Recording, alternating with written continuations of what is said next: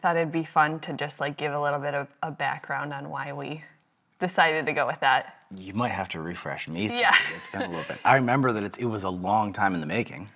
I mean, yes, kind of. So I read the book at the beginning of this year. Right. So 2025, I think I started it right in like January or something, really early on. Maybe even before that. I don't know. I'd have to look it up.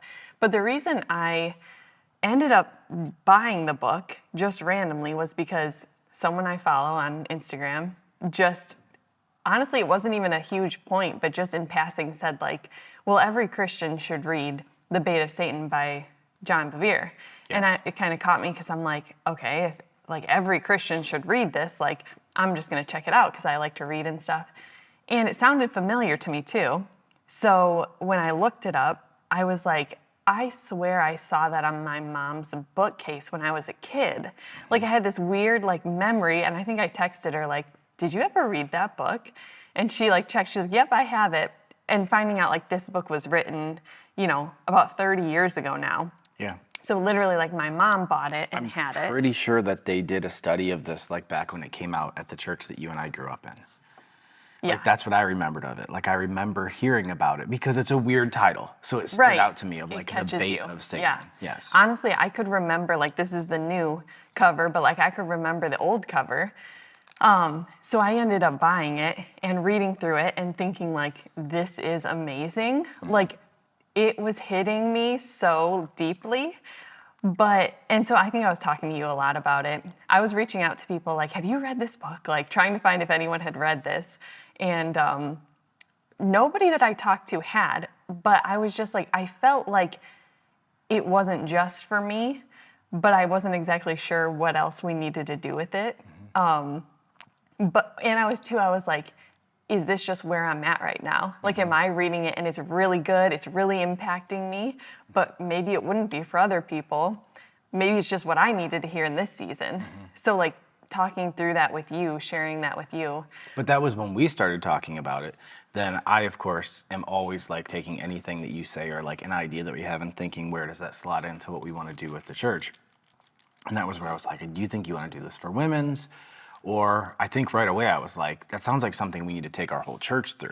Because as soon as you started talking about the bait of Satan and like the offense, I was like, man, that is exactly what our culture is right now, right? It's just like perpetually offended. And then the idea in like the church too, that we're really no better, like always offended. And like, I think it was at the same time where I told you, like, I felt like I was sending Matthew 18 to people like every single week. Like every week I would be like, Matthew 18, go and talk to the person. Like, don't be offended and don't go run to other people about your offense, right? Like, go back to the person. Just like one after another when you were working on it. Yeah, so we weren't sure, like, is this something we need to take our team through? Is this something you need to preach through? Right.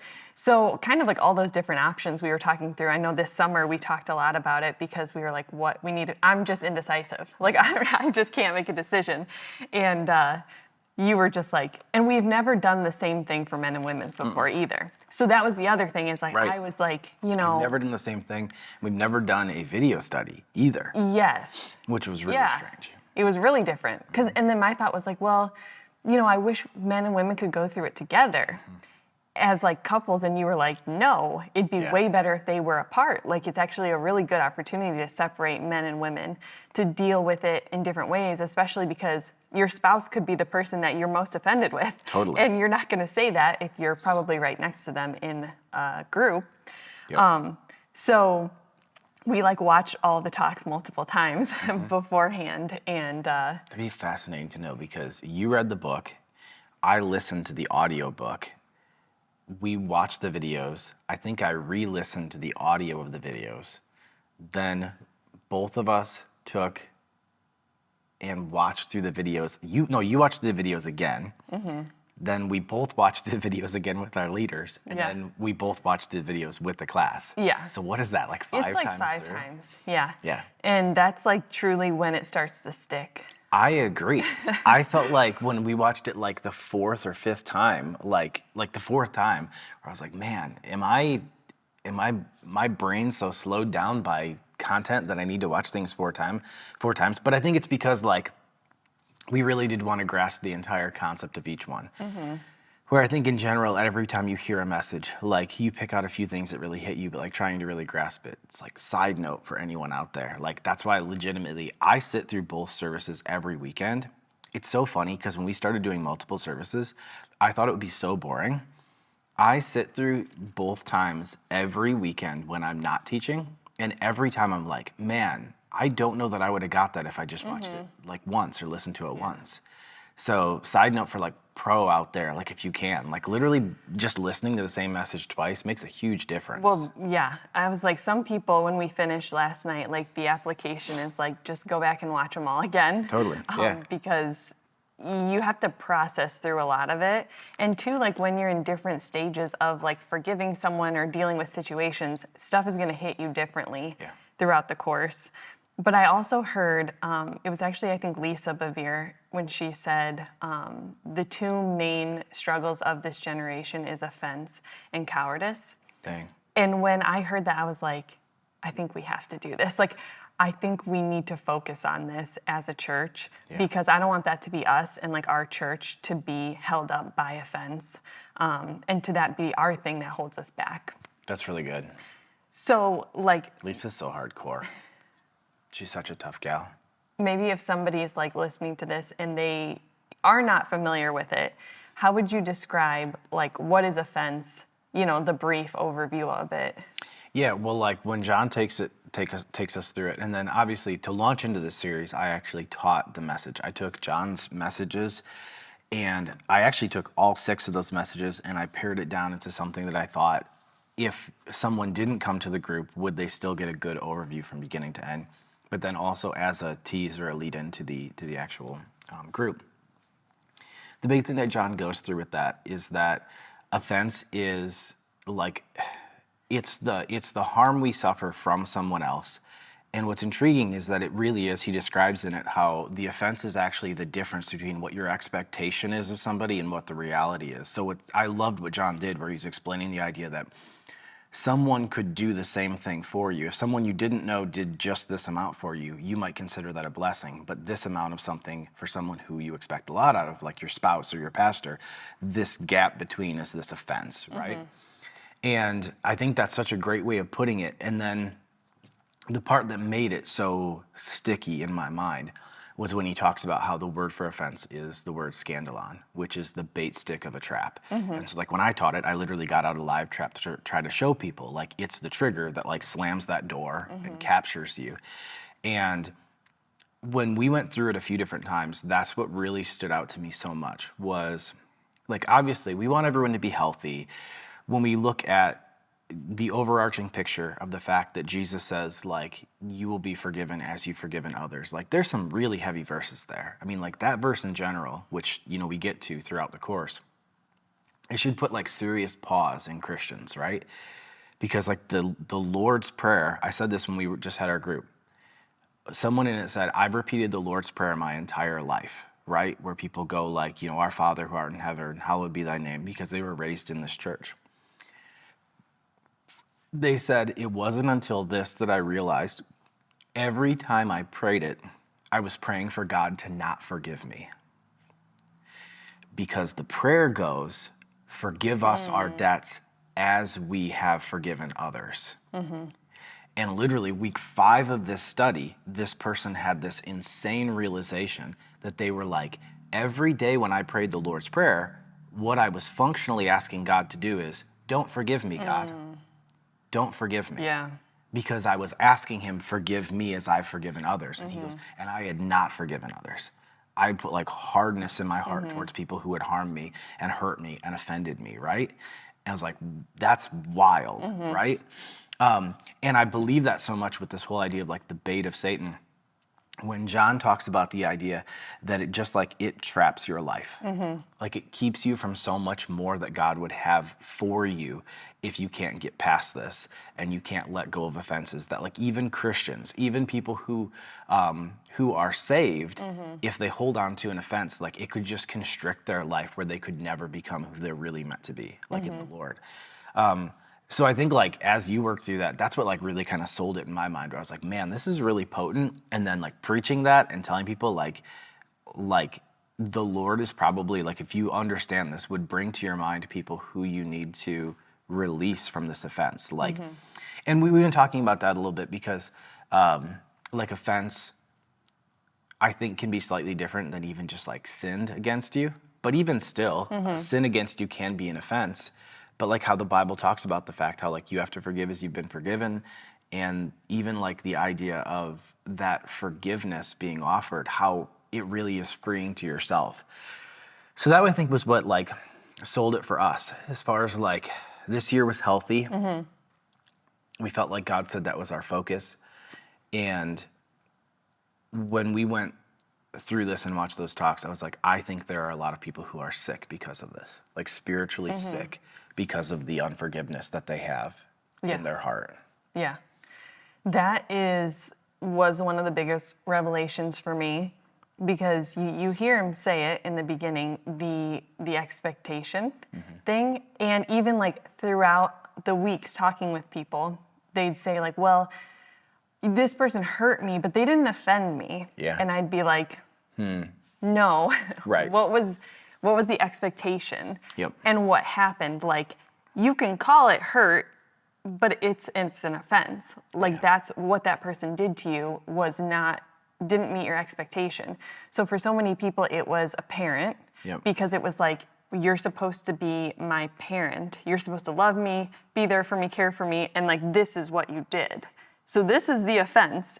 Yeah. And, it can be, I love even the sliding scale, because it's like, okay, anything else like son or daughter, you're supposed to be like this, and this is what you did. And the offense might be a little bit smaller. But I feel like that clicked for me throughout the weeks of like, wow, you can really take that and understand like every situation better because of that. Every relationships like with just people in the church, and if you think through it that way, like, oh, I'm bothered by that or whatever, think like, well, it's the expectation, it's because I had an expectation on them or whatever. And so I feel like that whole concept was very helpful. And I think I'll go like try to take that with me throughout the weeks, and helpful to other people, where there's a lot of conversation at first about that, of people saying like, well, like, I'm not offended. Like, I don't need to forgive them. Like, I'm not offended. They're just, I'm just cut them out or whatever. But trying to really dig deeper in those situations of like, I think there is an offense there. I think there does need to be forgiveness there, and kind of walking through with people. But, like John says, it says, two of the verses he uses constantly is, Jesus says, like, it's impossible that no offenses should come. Yes. So like, we're all gonna deal with offense at one time or another. And then the one in Matthew 24 where it says, in the last days, many will be offended. Yes. They'll hate each other. They'll betray each other. So I think that's another reason why it's so important for us. We've never been at a more like offended generation. Yeah. Yeah.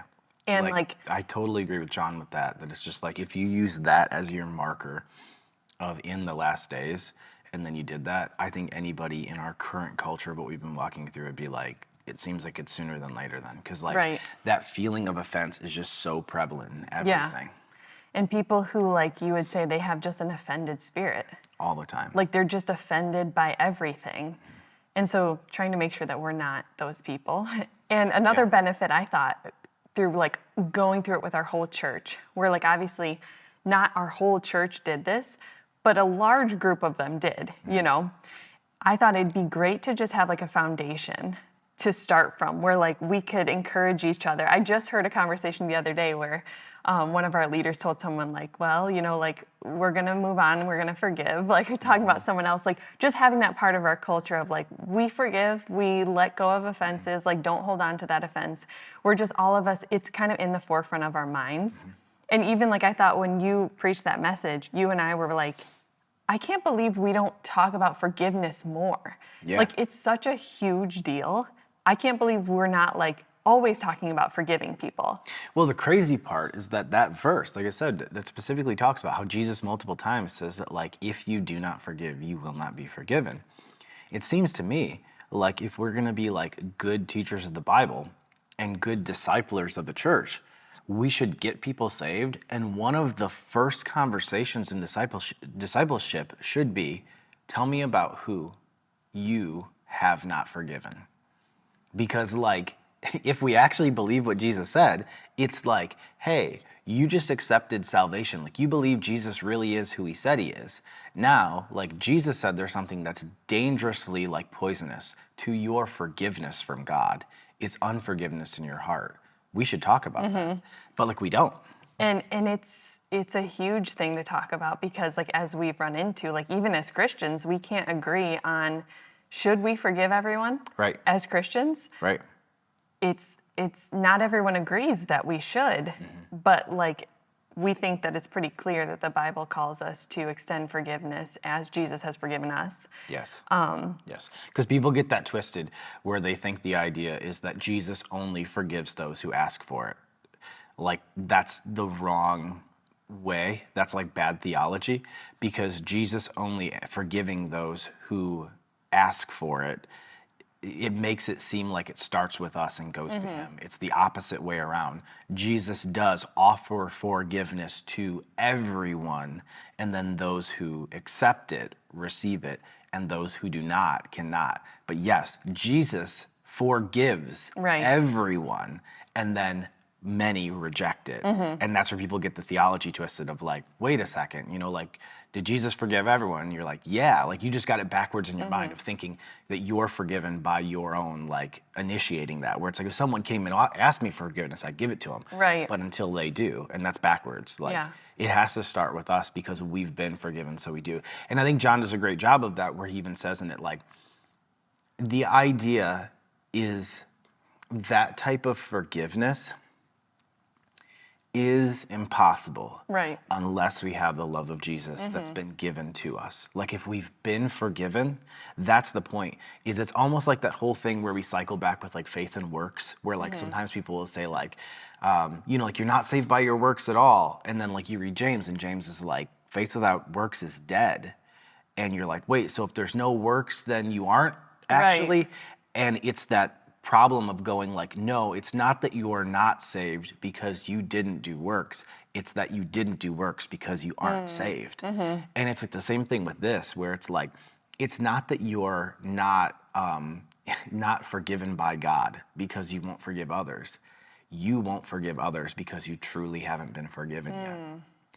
Because like that's what John says. Right. He's like, when you realize like that Jesus came and bled and died and sacrificed himself, and he would have done it just for you, and you feel that level of forgiveness, then he's like, there's no way that you can hold on Right. to any forgiveness you would give someone else, because it so overwhelms you that you're like, I couldn't not extend forgiveness to someone else. Yeah. That's one of my favorite points, is that a Christian who won't forgive is a Christian who's forgotten what they've been forgiven of. Yes. And I think that is so key. And even to the point where like when I went through that and was just like praying through that, I feel like God even like reminded me of things I've been forgiven of. Dang. And like when you just sit with like, thank God that we've been forgiven, and we know that like, yes, it's paid for, it's in the past, but sometimes to remember all the things you've been forgiven of. And then like, how can you hold forgiveness from someone else? Right. When you've offended God so much? All of us have. Like all of our offenses have been forgiven, so we have to extend that forgiveness to other people. But that was also what he said in the talk last night about Jesus said like, forgive them. And in that moment, he did forgive. Not just the soldiers, he was forgiving, extending forgiveness to the world. But when we repent, that's when we're reconciled with him. Yeah. And so that's when That's good. Yeah. yeah, that's a really important piece of it, of like, it wasn't us, like you said, like we Yes. didn't start it. Like Jesus offered the forgiveness. When we repent and make him king, then we're reconciled with him, which is an important way to think about it. What would you say that your biggest takeaways just personally were from the book or the study? I think that I'm one of those people that had lied to myself about not having offense, because I am not a person who has like active hatred or like those feelings in my heart. But when John talked about the idea that like it's not like that you hate somebody, it's like that you basically like have no love for them. Yeah. And that's my sin. I realized like for the people who have harmed me in my life in some way or another, I'm the person that just basically deletes them from the universe of my mind. Like I'm just like, you don't exist anymore. And I just like blot them out. And like, so then like, if you told me like, are you offended by anyone? Has anyone like, I'm like, no. And like, I'm not even trying to do it like consciously, but it's like because I've done that.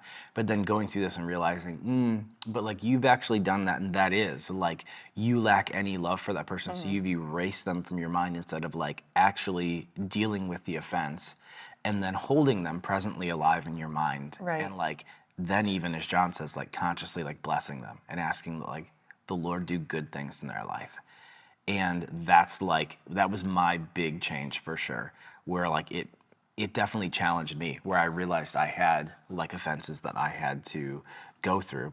And then I think just in general, when you were talking about like for our church, I think just to have that mindset present that it's like none of us have the right to hold on to those offenses. Like I loved the story he just talked about with that crazy dude who's like, I read your book like 4 times a year. And just the idea that he's like, I just want to become completely unoffendable. And I was like, that's what I want to be. Like, I want to be the person who can have someone say something terrible, lying, whatever, try to attack me or our church, and then just be able to be like it would not affect me if I saw them the next Right. week. To just be like, I don't want anything but good for you, right? Yeah. And to just be an unoffendable person, where it's like people are broken, like I've been forgiven, like Right. forgive them, Yeah. and be able to move on and like pursue Yeah. what it is that God has Because you for see how much it robs from your life too. So much. When we hold on to that against people, we're like, it takes so much energy to like hold that offense in your mind and your heart too. And the idea of like when situations like that come, being able to let it go. And it is like a maturity issue, spiritual maturity, like he talks. You know, when you're a weaker, newer Christian, you get hit with something, it hurts. But when you're strong, you can get hit by something and it doesn't bother you because you're stronger. Yeah. So it takes like spiritual maturity, it takes growing to get to that place, but that's definitely the goal. Yeah. I really liked what he said about, well, I guess I didn't like it at the time because it revealed a lot about myself. I like this, but I didn't like Yeah, it. it That's stung. like going through a Bible study, isn't it? Yeah. But he was saying how like we give people their justice. We put ourselves like, it's the Lord's to take revenge. It's justice. We need to leave it up to him, but we try to give people what we think they deserve, whether that's the silent treatment, whether that's I'm not gonna go and hug that person. We're like, I'm gonna punish you. Yeah. And I didn't ever realize that I do that. Dang. That I realized like, I'm trying to give you your just reward for what you did to me. Yeah. So like, I'm not gonna go up to you and say hi. I'm not gonna text you. I'm not gonna pray for you. And it just kind of revealed something about myself where I was like, wow, I'm putting other people in my prison, as he said, of like, you don't get to, I'm gonna try to lock you up. Yep. And just like, that's what I need to let go of, is like you said, like when you see a person, that there wouldn't be anything of like, I'm not gonna be as friendly with that person, to be able to just be like. Well, mine's the other side. Like I've joked around with you where I'm like, I'm the jerk who wants to like actively go up to them and like shake their hand and make them feel awkward. Yes. But that's not any better. Right. It's the person who hides or the person who does that. It's just 2 different personality types with the same problem. It's very true. Yeah. Yeah, we are polar opposites with that. Yes. Because that was one time we were out to lunch and somebody who had offended us. And I was like, you like go straight up to him, shake his hand, slap him on the back. How you And doing, I was bud? like, when we left, I'm like, why did you do that? And it's just like, I would never. But like you're saying, like, It's still another sinful nature. It's just a different sinful nature. And the goal would be able to do that, but to actually do it with a great heart. Yeah. And the problem is very often like those were actually inspired in me by the wrong heart. It's like, I refuse to let you take any of my like courage Yeah. It's like another brokenness of Yeah. just like, I'm gonna make you feel awkward in Yeah. this moment, not me. And it's just another piece where it's like, yeah. And that's what's so good about this is like it reveals beyond that, because I think that it would be easy for someone with my personality to hide and act like I have no offenses because I can do that. And other people would be like, I could never do that. And it could seem as though like, see, I'm not offended. Right. But it's not true. It's just Yeah. a different form of being offended. Yeah. And just a different personality type. One of my other huge takeaways, which the video study did not touch on a lot, but the book does a lot, was that when you harbor unforgiveness and when you're offended, it like puts a barrier between you and God. Yeah. Where you can't like feel his presence. Yeah, there was a whole chapter on that. Yeah. And he shared a lot of testimonies of people who would say, like, I haven't cried in 20 years. Like, I feel like I'm just on the outside looking in when I go to church. Like, I can tell people are, like, experiencing God, but, like, I can't. And these are people who are saved. You know, Yeah. they would say, like, I'm a Christian, but, like, I never, like, feel close to God, like, when I try to pray. And we know that faith isn't all feelings, but Right. we also know that, like, the presence of God does give you feelings, and you know when you're in it and experiencing it, and how when we harbor unforgiveness, like, that's what can happen. The love of God can grow cold in our hearts. And so I remember having a conversation with somebody, this was probably like a year ago, and they had said, you know, I went to the Alpha Holy Spirit weekend and it didn't do anything for me. Like, I didn't feel anything. And I was just like encouraging them, like, well, the Holy Spirit's still with you. You know, if you have Jesus, even if you didn't, you know, have goosebumps or anything, like, the Spirit's still in you. But now, like, having learned that, that would be like my next question to them. Yes. Is like, is there someone in your life who, like, you've never forgiven? Yeah. Because that was some of the testimonies he shared in the book would be like, you know, a woman who's like, I never forgave my husband who abused me and then he died, so he's dead. But like, she still never released him, still never forgiven him. And as soon as she did, you know, she felt God, she was like weeping, like, so that's an interesting thing I would never put together, that when you hold unforgiveness, it can kind of like create a little barrier between you and God where you can't fully like experience his presence. So that was just a really important thing that I think taking forward for myself, because I feel like even we all have seasons, I feel like, in our faith where you feel a little bit more distant from God. When you're praying, you're like, some times are so good, and then sometimes you're just like, I kind of like feel like, you know, you can pray and be like, is there something, like, what is going on, God, in my heart? And now, like, we can examine ourselves for like, am I holding something? Am I like in denial that I'm holding something? Because I think we do that a lot too. Like, well, I've forgiven them. And it's like, I'm good. And, you know, I think maybe sometimes it's like, no, we're not. So recognizing when we have that feeling of distance, that like that could be the reason. Yeah. That was like a huge revelation to me. That's really good. I never thought about that before. Yeah. Yeah. But then also, like, so my takeaway from the group study was that it's like so cliche, you know, everybody's fighting a hard battle like you don't know about. But truly, like, sitting at, you know, we had like 10 tables at women's and I hopped around to like 6 of them. Yep. And I was just blown away by people's situations. And women, I feel like they were super open and like shared a bunch. So I'd sit down, I don't even know people that well, you know, some of the people, they're joining in brand new and talking about like, you know, I haven't talked to my mom in 5 years. I haven't ever forgiven my dad. I was abused at this age, you know, like just sharing situations. And you're like, whoa, like, I can't imagine, you know, like it's so personal and different for everybody what they're going through. Or, you know, just hearing how, people have been mistreated, like, and people have said things about them or done things. And it's like, I was just blown away and just again reminded of, we judge people so quickly of like, even like, oh, they're difficult or like they're really hard to be around, hard to talk to. But it just, again, like reaffirmed to me that like everyone has a story and that a lot of people like they had to survive, and like their personalities are how they had to survive. I feel like especially this study, when I talk to people, I'm like, you understand more of why they are the way they are, like when they've been through such hard things. But too, like seeing different responses where the weekend you preached the message, you know, you had people come up to you who said like, I feel free already. Like I forgave people like in the service. Yes. And I feel like there was women who did that too, where they're like, you know, I've held on to this, but like, I'm just like forgiving them. But then there are people who like, they just can't. Like they're just like holding on. And every single week it's like, and it doesn't matter the magnitude of the offense. Because there's people who like, it was like, when you hear about it, you're like, wow, that's tough. And then there's people where it's just, it's different. Like they said something or, you know, whatever.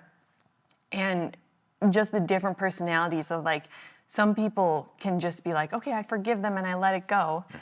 And I truly do believe people can do that in a moment. And then for some of us, like it just takes so much longer. Like it's such a long process of forgiveness, bringing it to God over and over again, releasing them, I feel like even over and over again as things come back up into your mind. But people are definitely different in that. Some people, I think they can forgive a lot quicker than others. Yeah.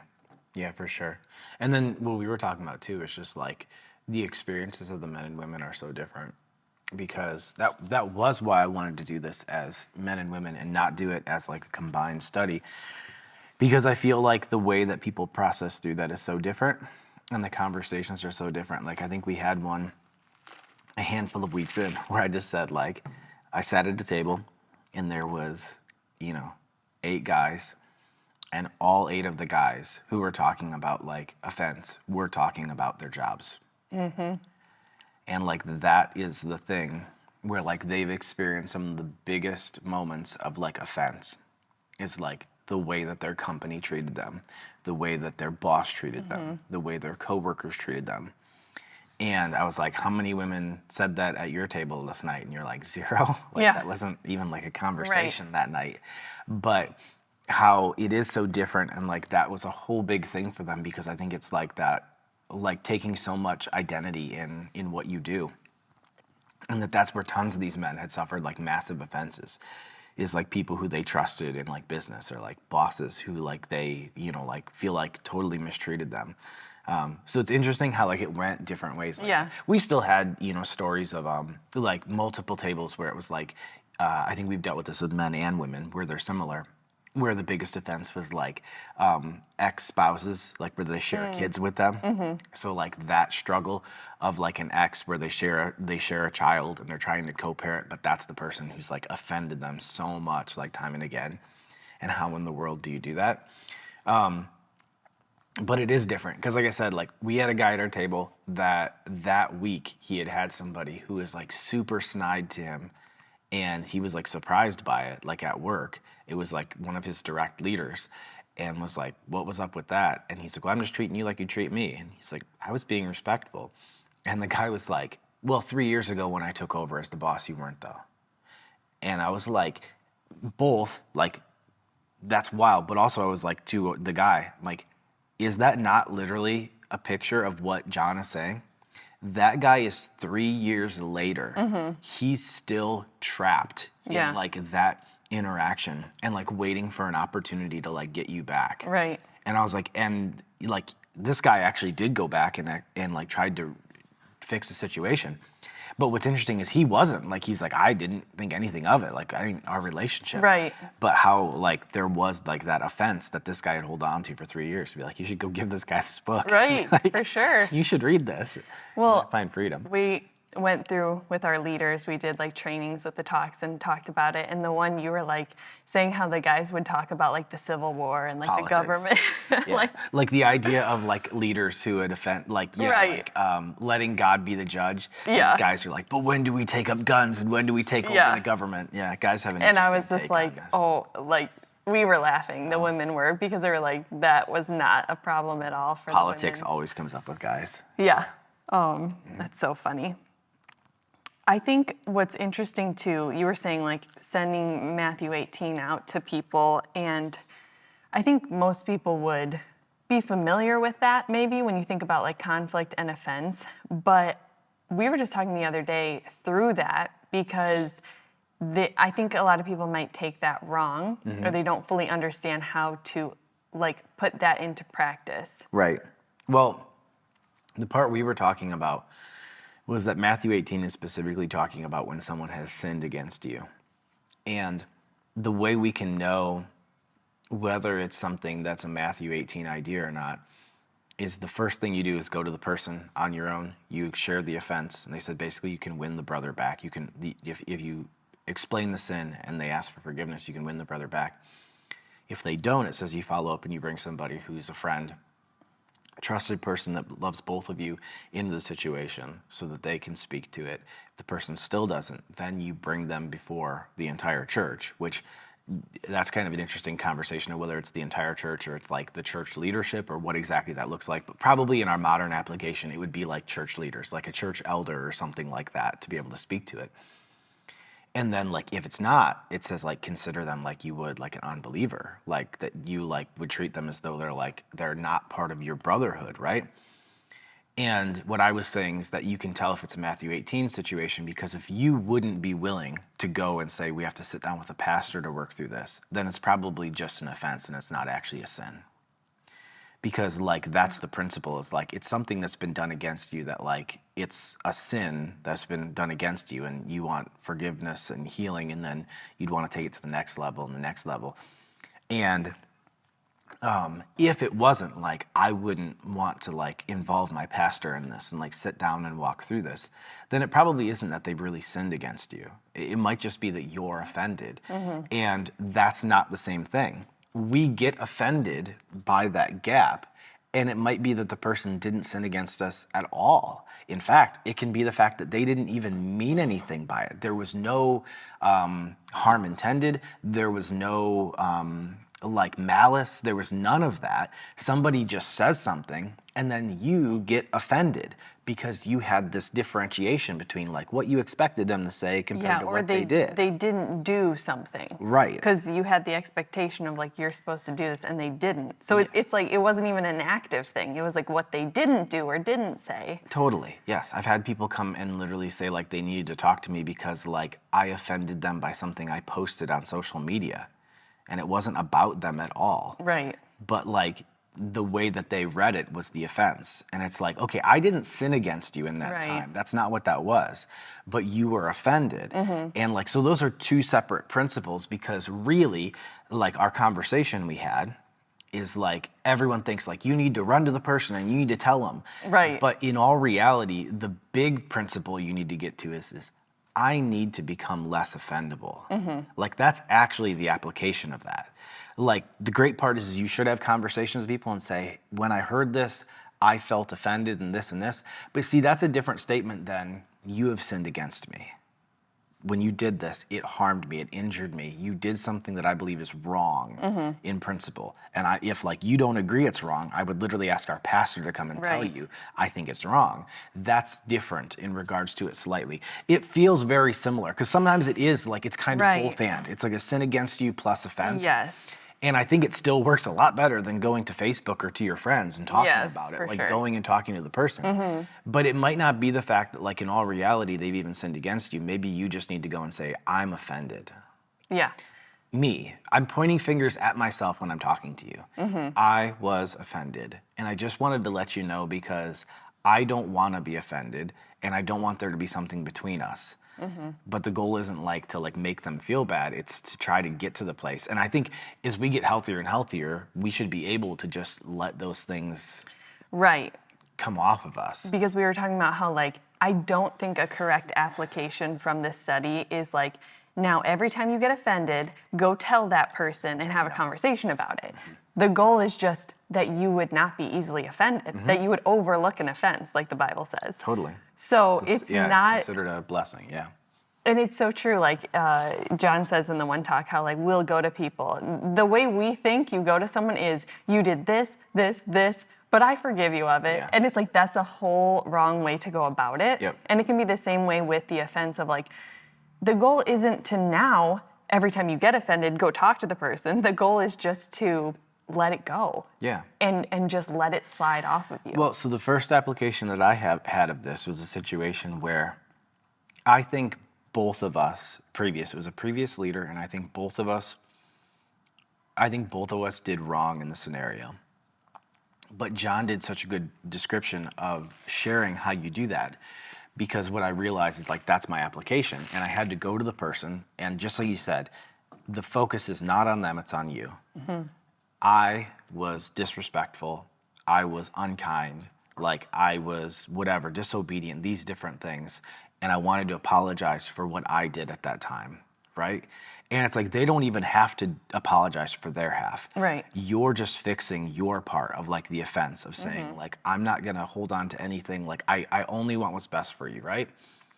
And then even later on, when he was talking about the idea of even like repaying an evil for a good, like someone who's tried to harm you, and it's not even about going and like trying to like get them to apologize to you and all this.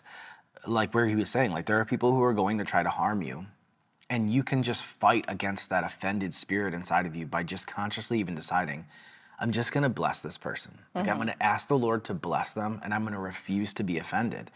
And a situation like that I walked through is just like, right, like it's not even trying to like go through and have a conversation yet, because I didn't feel that pull to reconciliation with this person. It was just literally like, I'm gonna do something nice that you definitely didn't earn from me in any sense. Like if anything, the opposite would be true of like, like the world would say, you should be offended by what, you should not, like, and instead being like, I don't wanna be that person. I'm just gonna give a blessing instead. And like, I think those are such great applications to it. Yeah, and those are things you've just done like in the past few weeks. Yes. You know? Yes. It's like we have done this study right with our church. Yeah. Like it's not like we that were was like, last you guys week. do it. Was that last week or this? No, that was last week. I just literally sent that off. Yeah, for sure. That's another difference between men and women, because like even like you've been so decisive and like forward with all of these things where you were like, I talked to that person, I had the conversation, I like sent them a gift card, and I was like, oh my gosh, like I'm still like praying through it, like trying to process it, like I don't know what gift to get, and you were just like, yeah, I already sent mine, and I was really impressed of how like you're just like did it and you were done. I'm a decisive person. Yeah.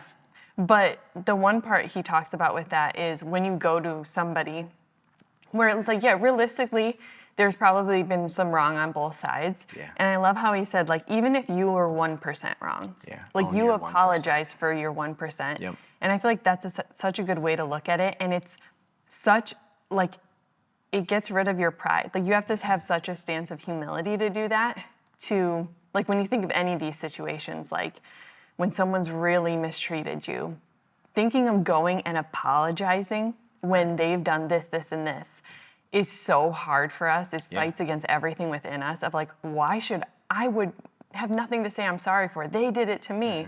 But that's what this is all about, like going to them with humility and being like, I'm sorry for what I did. And whatever their response is, we're not responsible for, but we're just responsible for that part. But often, like you said, if you're really trying to reconcile, that person will then open up and be like, I'm sorry too. There can be situations like that where that happens, but always starting with not like pointing the finger like you did this, this, and this, but I forgive you of it. It's like, I did this, like I'm owning what I did. Will you forgive me for what I did? Yeah. And then seeing what God would do with the rest of that. That's so good. But we've heard and seen some amazing things already, which is interesting because I feel like I can't wait to see in the coming months and years, like what comes of this. And you just never know, like the seeds that were planted, what's going to happen. Or people, at one point he said, you know, when he reconciled and he dealt with a situation in his life, he felt like his life just like changed for the better. Like every situation led back to this event where he decided to forgive someone. And it was like he was like free. So that's what I've been wondering, like if that'll happen for some people, like will everything change? You know, honestly, when you decide like I'm gonna forgive that person, or like, you know, you've been stuck in the trap, but you're gonna be, you know, set free, how different that can be. But we've seen some really cool things happen already just in like the lives of people in our church. Literally like a woman who, when she first heard your message, was like, I know who it is. and I hate them so much. I can't ever imagine forgiving them.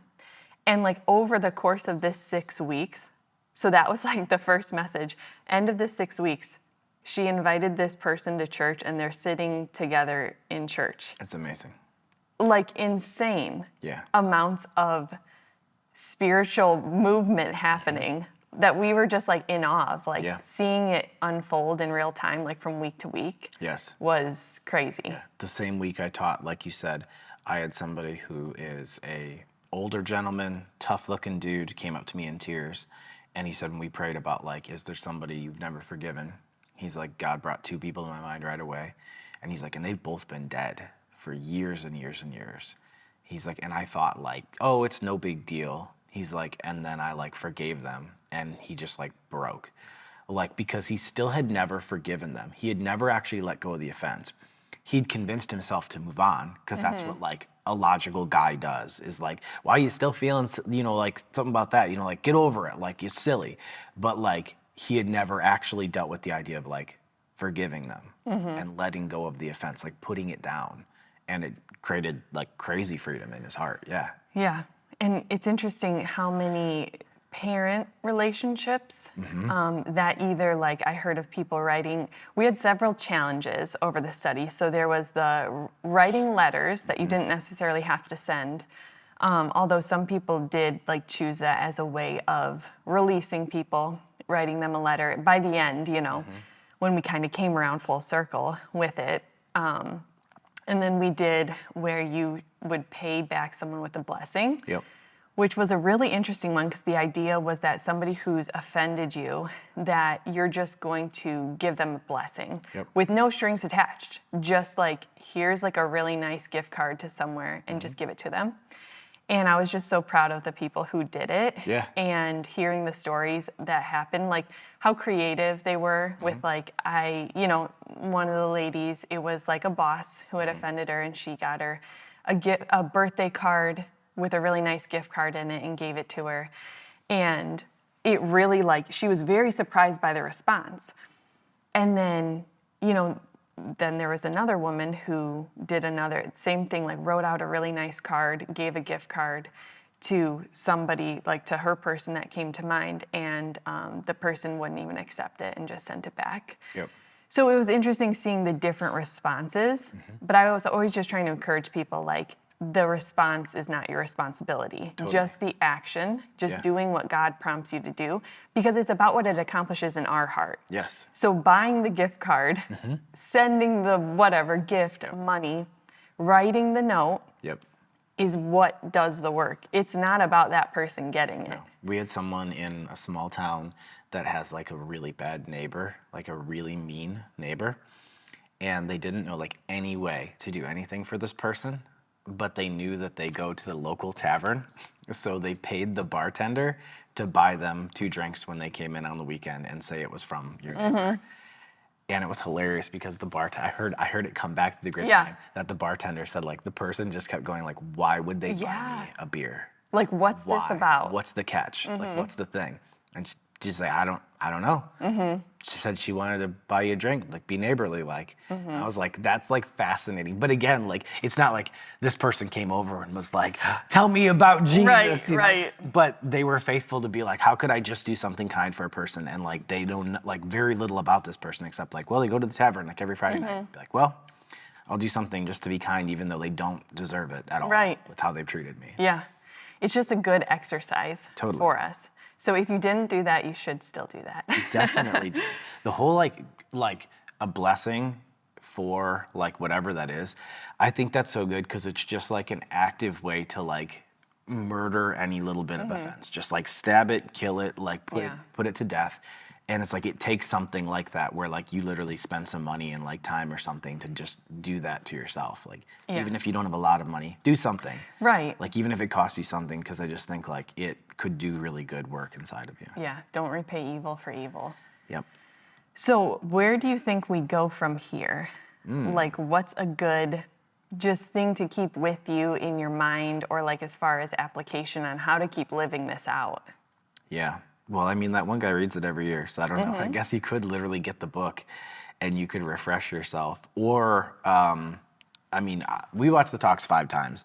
If people watch the talk once, or if people never did, I mean, the amazing part is you can literally go on, you can download their app and watch all these talks for free, which is just crazy that all these resources are free nowadays. But I think, like, so for people who didn't, it would be that. For people who have, though, I think it has to be that you keep this language alive. Because, like, that's where, when we talked about this, it was about the idea of even just giving, like, that foundation. Get, like, all Jordan Peterson-esque, right? He talks about how, like, you have to have language to be able to accomplish something. Because if you don't have a word for something, you can't talk about it. Like, that's like why he was so passionate about what he talked about when he was teaching, is like, do you have a language for this? And I feel like just keeping this language alive is what will keep you in that. Because I think for the people who've gone through this, when they say someone has offended me, it's going to hit different. Because before this, someone offended me is like a statement about them. And now it's a statement about myself. Right. And I think changing those definitions, where when you feel yourself saying, like, well, they really offended me, they this, that you would immediately then hear this wisdom of, like, I cannot be a person who stays offended. Like, and you realize, like, now, whenever I'm offended, looks like I have some work to do. Yeah. Like, I have some work to do now to get through it. Yeah. I was thinking about how, like, kind of a test to see if you've forgiven someone is, like, do you still have the list in your head of, like, what they said, what they did at this time, this place. They posted this, they said this. Because I think we can do that. We can also think, if they ever, if I ever bumped into them, or if they ever said anything, I would say this, this, and this. I feel like that's a really good sign that you haven't forgiven that person. And maybe you know, like, okay, I haven't forgiven them. But I think we can lie to ourselves and say, well, I've forgiven them. But like you said, we don't hate them, we don't love them. We're just, like, apathetic, and, like, there's no love for them. But if somebody asks, what about this person? You're like, oh, well, they said this, they did this. And it's like we keep those lists. And I was thinking about that, like, love doesn't keep record of wrongs. And so consciously throwing away your list of, like, what someone did, what someone said, where, like, there's definitely situations where I feel like I keep those lists. But think about how much room that's taking up in your mind and your heart, where you're storing all those memories and things, and replaying your pain too, like replaying what they said to you, which words are hard to let go of when people say really hurtful things or stuff like that. So I'm not downplaying that at all. That's so crazy, though. Like, it is true. I just had somebody in our church who just said that they're struggling in a marriage that's having a lot of trouble, right? And like, they were struggling with all this different stuff, and basically a husband and wife were continuing a fight that started the day before. And their little, like, 8-year-old son said, Mom, that was yesterday. Today is today. And she just said, like, it wrecked her, because she's like, you're right. Like, I'm still holding on to something from yesterday. And she's like, and honestly, like, I'm still holding on stuff from a year ago, from 10 years ago in our marriage. And, like, she just said, like, how her son's words were just like this knife that was like, like, let go of your offense. Like, basically, like, the little 8-year-old boy didn't have the words for it, but the same thing, right? Of, like, let it go. Like, what do you want to do today? Like, do you want to just move forward and do something better? Like, Well, I feel like it's a common thing in our culture to be like, I'll never forgive them for that. Like, that's a common statement, but, like, that can't be us as Christians. We can't live that way because of the way Jesus has forgiven us. Not to mention the fact that that's part of that, the very prevalent, like, victim culture of our current age, which is, like, the idea of making your identity the person who's been harmed. But if you're that person, then you can't become the person you want to be. Like, do you really want the rest of your life to be formatted off of what someone else did to you, or how someone else harmed you? Or do you want your life to be formatted off the fact of who you choose to be from there? My mom, obviously, her whole life story, that's what she's always, like, she hasn't necessarily, like, preached, but it's like, it's literally her life story of how she's told, like, a million times, like, how, like, you have a family that comes from brokenness, and some of her family chose to like make that her identity, and she chose to say like, I'm not gonna be anything like this. And literally their lives went completely opposite directions. Yeah. Because my mom refused to be a victim of her circumstances. Instead, like, she chose to like let go of that. Even Not though let at the it time she dictate her wasn't a life. Jesus follower, she still like let go of it and moved in a different direction. And then obviously when she became a Christian, I think she truly like let go, like forgave those offenses and was able to move on. Yeah. I think another like way you know you've forgiven is when you can like look at that person and think like, you don't owe me anything. 100%, yeah. You don't owe me an apology. You don't Yep. owe me an explanation. And that too, like looking over my life and like journey, I went through like the journey of forgiving a parent, and you get to that place and it's such a long process. But like when you can get to that place of like, you don't like, I don't need an explanation. I don't need an apology. Like it's just forgiven and it's good. But it took me a long time to get there. But I think a lot of people are still like, they're holding out for that. And that's when you just have to get to the place where like you truly release that person there, even if they never say sorry, even if they never give you an explanation for why they did what they did, that you're okay and that you've forgiven them. And obviously only by the power of God can we do that. But I know I've been through that process and there was years where you just like want that explanation so badly. Or like you picture like, when's the apology coming? Like it has to be one day. And you're like, it's probably never going to come for a lot of these situations. So kind of like moving into a place of it's okay if they never apologize or anything. Yeah. And move on with that. Yeah, that's good. But I was thinking about the fact too of just like as far as application and what we take with us when we go through seasons that we feel a little bit distant from God. I was thinking about the fact that an offended Christian, a Christian who just holds on to unforgiveness, they can read their Bible every day. Right. You can go to church every single week, but there's still that between you and God. Like you can go through all the motions and not do like the work of actually forgiving. And that's too that like I'm convinced this is like some of the hardest work we do as Christians, is like forgiving people and working through these situations. But you can choose not to and like be stuck, like he was saying, like just be in that trap for the rest of your life. And you can still read your Bible when you're in the trap. You can still go to church. But putting in my head too, even when I feel a little bit distant from God, like praying through that and asking God, like, is there something, like, is there offense in my heart? Is there unforgiveness towards someone? And putting that in the forefront of our minds, like going forward when we feel like that. Because I feel like we talk with a lot of people too who would say, like, I don't feel God, So like that's something I think I'll take going forward for myself and for other people. Yeah, that's good. That's good. The amazing part is knowing this could stop someone from being offended in the future. Yeah. If you already know this, that it's like you don't have to get caught in it for a year. Right. You can start working on it the very same day. But all of us will be offended at some point, like you said. That's what I mean. Like, even if people are like, I've never really dealt with this, you're like, right. Well, like, wait. Yes, that was also the shocking part of people who, I feel like there was a few, not many, but a few people were like, I don't really struggle with this. And you're like, you're either in denial or you will, like, very shortly. Yeah. But I think just any, like, ending encouragement you have for anybody who maybe went through this, is still struggling going through it. Because I think that's the other part too, like maybe some people went through the entire study. Like I kind of felt like when I read the book, I wasn't ready to start putting in the work yet. Like I was absorbing the information and understanding, but I was like, I don't know how to do this yet.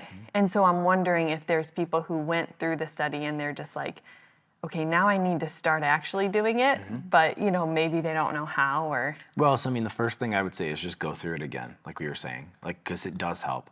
Read it or go through it all the way again, and you might see. But then the last step of that is just, I think that information without application is useless, right? So you have to apply it. If there's people that God brought to your mind, you don't walk away from it. You need Yeah. to stay in that tension. Like, you don't get a pass. Like, I would encourage you, do it. Like, Yeah. make the motion, because the other opportunity is literally stay stuck. Like, you can't just let go of this. But then also too, I mean, obviously, go see a pastor. Go see a wise person who's a believer in your life and talk through it. This is important enough. The idea, again, forgive us as we have forgiven others. This isn't something that's like a no big deal scenario. Like, you should, like, if this really is a big deal where you still, like, but you won't apply, Yeah. you should definitely go talk to someone who's a good friend or Jesus follower, or go see a pastor. Talk to somebody. Yeah. I remember on week 1, like talking with the group, and I was like, honestly, I felt like God just pointed out someone that was like, you just need to go hug that person. Because I was like, I haven't hugged that person. And it was a little bit of like putting them in a prison.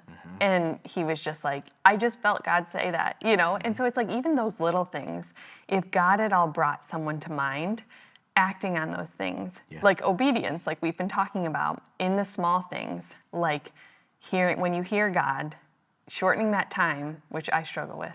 Like we've been saying, like I take a lot of time and process and things, but like when you hear God speak something, like just do it. Yep. So like if there's someone God brought to mind through this study, like definitely pursue what you need to. We talked about reconciliation last night, and that was like what you're saying. I was encouraging people though to prayerfully consider it, get counsel of a pastor on how and when. We need so much wisdom with that because every situation is so different. And with relationships, how they get so tricky with, should you reconcile with someone or not? Well, and I would say the majority of relationships don't need reconciliation. Me personally. I'm not saying that's like a word from God, but I think like the majority of relationships don't actually need reconciliation. They just need forgiveness, and like that's Right. satisfactory. But then there are some that then I think the Lord wants to take one step farther, which is the idea of actually having some sort of restored relationship. Yeah. Most usually it's people who are of substantial connection to us. Mom or dad, son or daughter, brother, sister, aunt, uncle, pastor, best friend. Like, it's people like that usually. It's not like the person I used to work with from 5 years ago. Yes. Or the person who used to go to the same church as me and then they left or whatever like that. Like, I don't think that's usually very common that God pulls us to reconciliation of those. He pulls us for the forgiving of those. But then there are those relationships that I think probably because God knows the opportunity for us to invest in those people and share the gospel with them, that he would even pull us to say, like, I want to restore this because there's good work to be done inside of it. Yeah. I know I found myself encouraging people a lot to, when they would say, like, I want to forgive them. One lady said, like, I forgive her, but then I see her. And I don't anymore. Like, it's so true how some people, when you have those reoccurring relationships, it's an ongoing process of like forgiveness. And two, I was just encourage people, like, it's a process and it's a choice. Like, I'm just making the choice to forgive you. Yeah. Even though you don't deserve it. For sure. But I didn't deserve it either when Jesus forgave me. So it's like just making the choice to forgive people. And encouraging people that it's not always instant. Some people maybe like they can just release and like you're forgiven, which is amazing. But then for some of us, it's more of a process. And those feelings of bitterness and resentment can bubble up again. And it's just like in that moment, just releasing it, letting it go, constantly like throwing those lists away in our head of like, they did this, said this, like just throwing those away, getting those out of our head and just moving forward always in that path of forgiveness. And just every day, like making that choice to forgive people. Yep, I like that. I'm unoffendable. Yeah, I want to be. We'll get there, just piece by piece. Yeah. And read the book if you didn't. It's a great book.